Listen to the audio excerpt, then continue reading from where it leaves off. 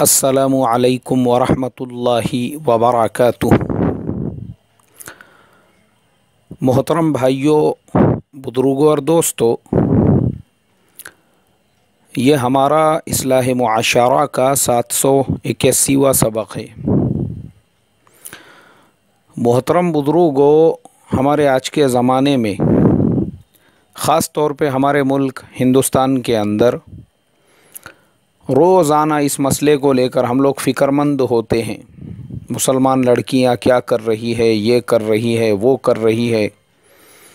ये love marriages के जो पिछले दिनों में मसाइल चले, गैरों के साथ में शादियों के जो मसाइल चले, उस पे हमारी मीटिंगें हो रही है, उसके ऊपर मशवरे हो रहे हैं, उसके ऊपर जो है उनके घरों पे जाके उनको समझाया जा रहा है।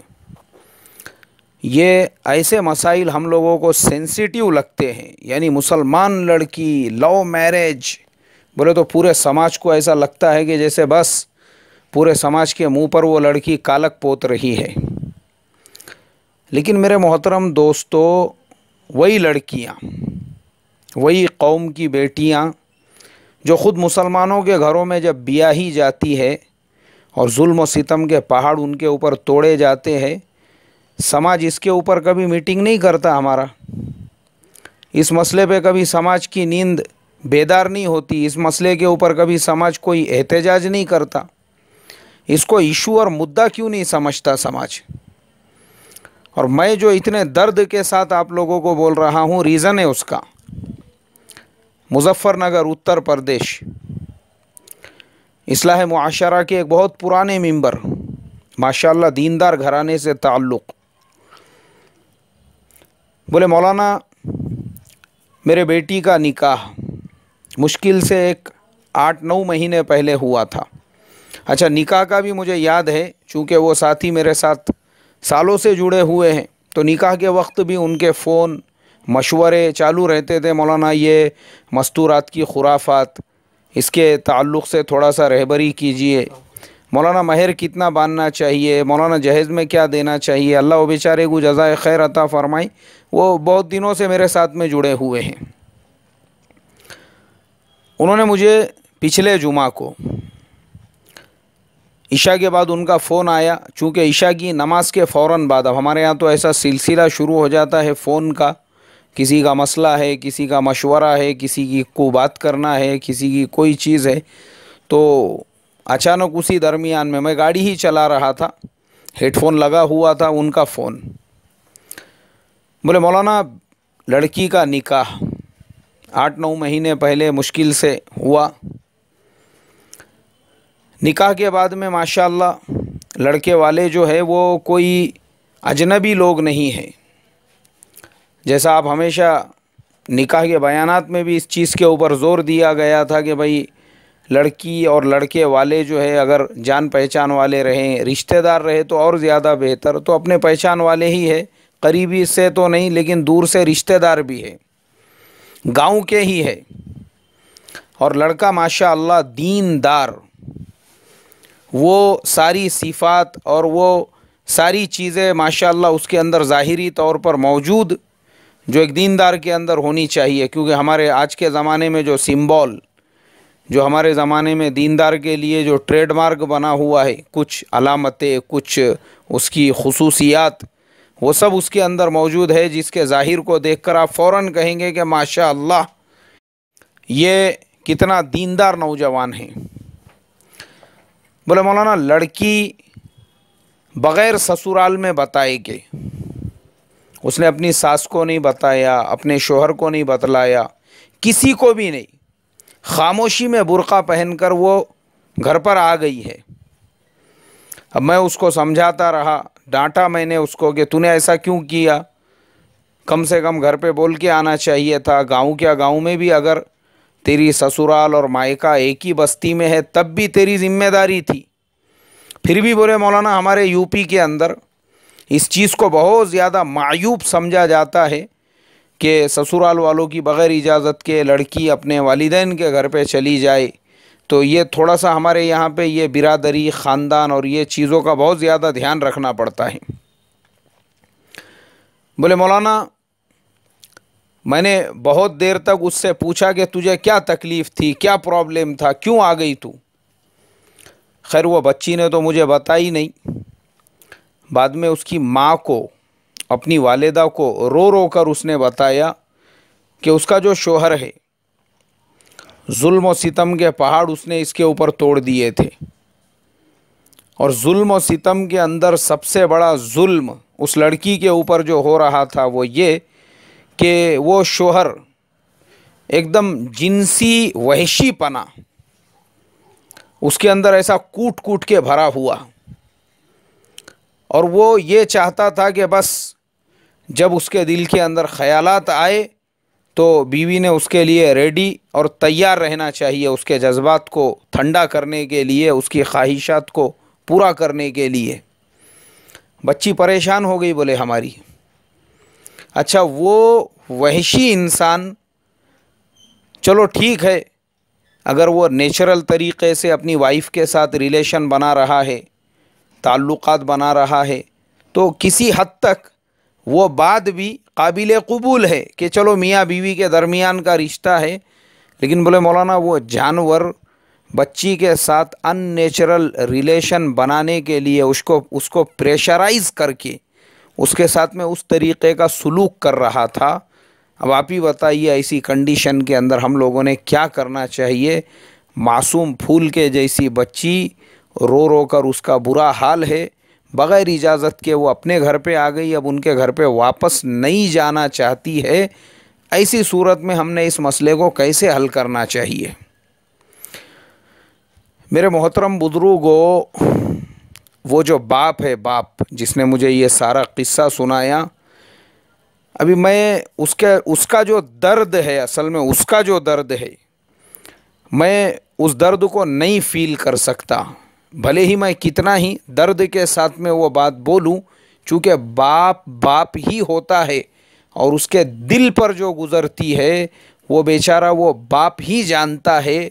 उसकी बेटी के ऊपर ससुराल में जो जुल्म और सितम हो रहा है, उसकी सास उसको ज़रा ज़रा सी बात पे तानो तशनी कर रही है, उसकी जो घर के अंदर दूसरी जो मस्तूरात है, उसकी ननंदे वग़ैरह जो उसको टॉर्चर कर रही है, और वो फूल के जैसी बच्ची जो सूख जाए, उसके बाद उसका जो दर्द है वो सिर्फ उसका बाप जानता है और उसकी माँ जानती है।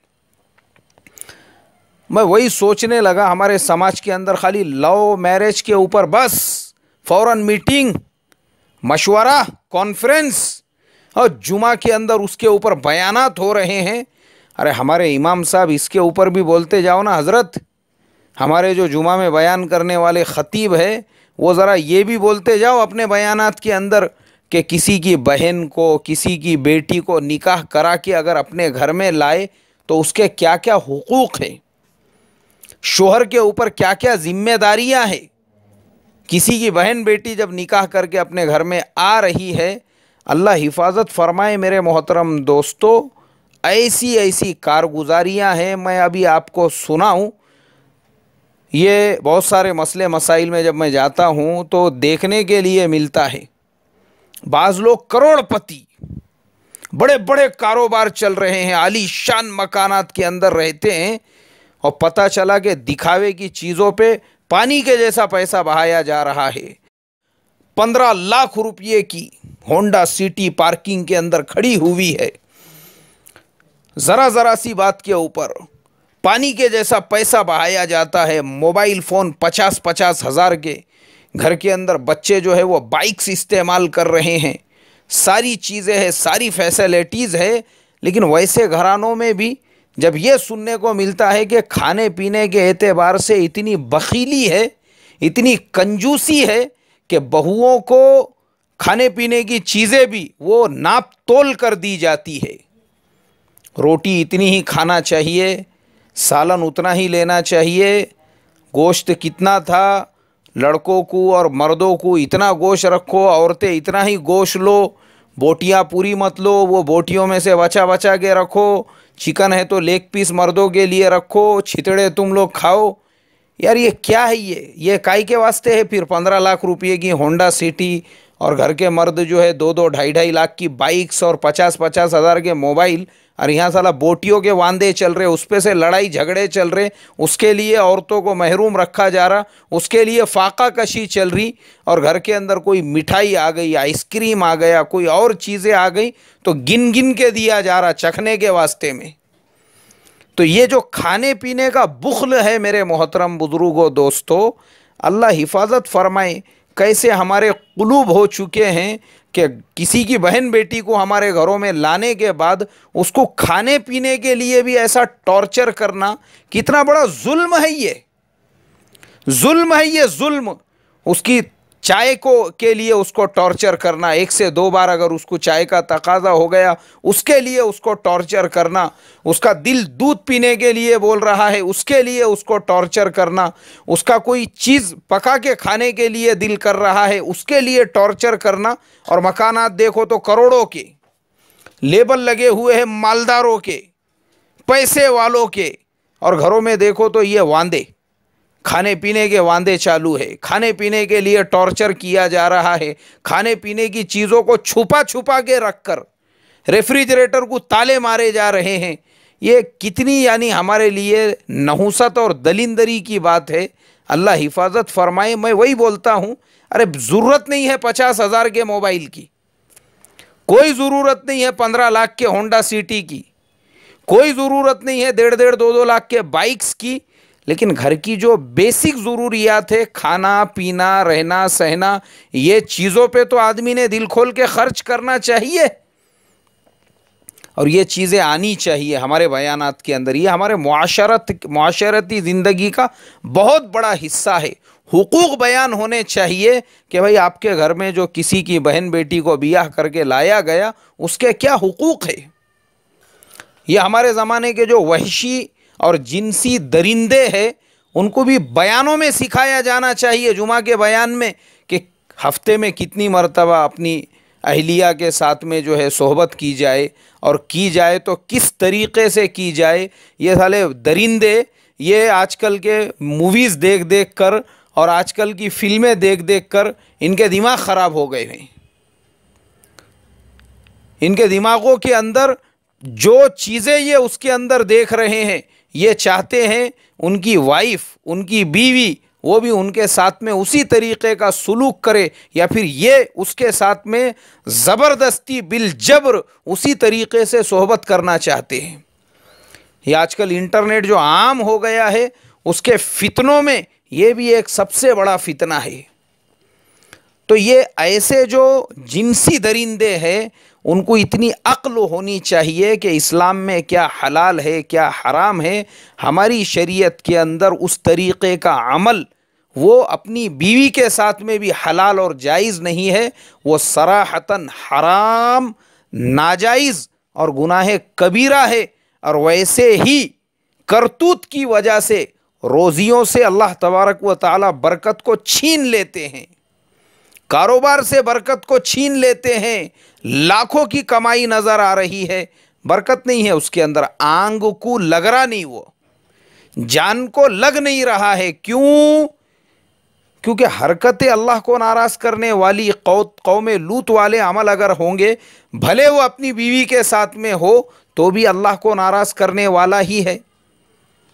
तो वो मुजफ्फरनगर यूपी वाले जो साथी हैं उन्होंने जो दर्द मुझे सुनाया, मुझे इतनी तकलीफ़ हुई उस दिन, जिस दिन उन्होंने बताया उसी दिन।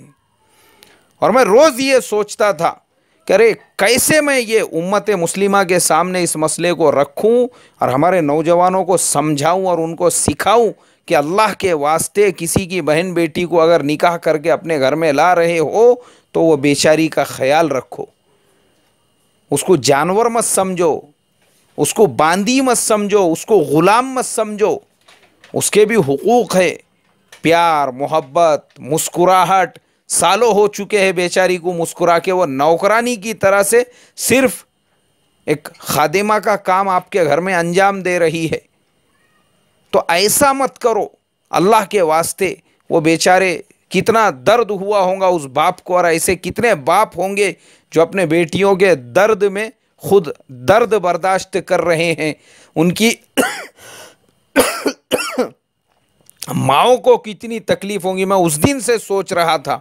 मगर ये सब दावत के काम के मसले मसाइल चल रहे थे, इसलिए दरमियान में मुझे वो दो चार टॉपिक 2-3 दिन वो लेना पड़ा, वरना मेरा असल टॉपिक तो यही था। और आज जुमा का जो मुबारक दिन है, मैं ख़ास तौर पर हमारे अइम्मा इकराम से ये दरख्वास्त करूँगा, अल्लाह के वास्ते अपने जुमा के उन्वानात के अंदर ये उन्वान भी लो, बीवी के हुकूक़ का उन्वान लो, और किसी की बहन बेटी को घर में लाए तो उसके साथ कैसे सुलूक हो इसको भी लो। और जुमा के मुबारक दिन सूरह कहफ की तिलावत हम ज़रूर करें, दुरूद शरीफ का खुसूसी एहतमाम करें, और अल्लाह तबारक व तआला से आज खुसूसी दुआएं करें, और अपनी दुआओं में मुझ हक़ीर फ़कीर को ज़रूर याद रखें। अस्सलामु अलैकुम व रहमतुल्लाहि व बरकातुहू।